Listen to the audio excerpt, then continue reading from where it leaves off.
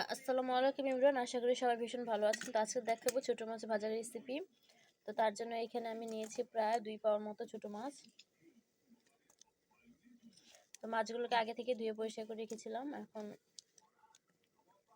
কি করে ভাজি করি সেটাই দেখাবো। তো এগুলো কিন্তু চাপিলা মাছ। মাছের রংটা খুব সুন্দর, কিন্তু একবারে রূপালি। তো এখন এর ভিতরে আমি দিয়ে দিব একে একে লবণ স্বাদ মতো, দিয়ে দেব হলুদের গুঁড়া,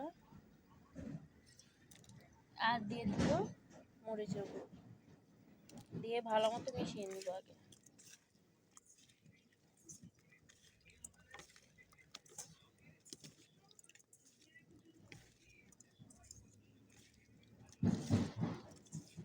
এই মাছগুলো কিন্তু ভাজি খেতে অনেকটাই মজা লাগে। গরম ভাতের সাথে এই মাছের ভাজিগুলো কিন্তু একদম অসাধারণ মেলবন্ধন যাকে বলা যায়।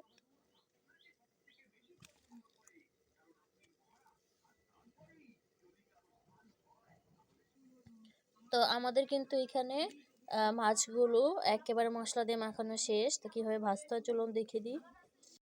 তো মাছগুলো ভাজার জন্য কিন্তু আমি এখানে একটা কড়াই বসাই দিচ্ছি। কড়াইটা গরম হওয়ার পরে ভিতর দিয়ে দেবো পরিমাণ মতো তেল। তেলটা এখন গরম হতে বসিয়ে দিয়েছি। তেলটা গরম হওয়ার পরে কিন্তু এর ভিতরে আমি একে একে মাছগুলোকে দিয়ে দেবো।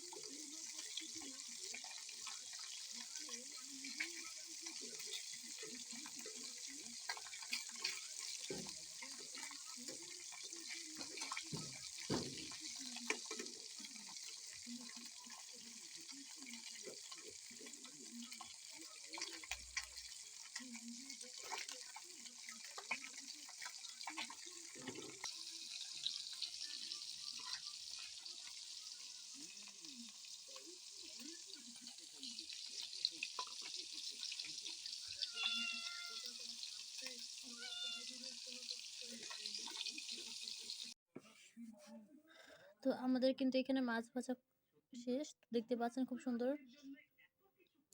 মুচমুচে হয়েছে মাছগুলো।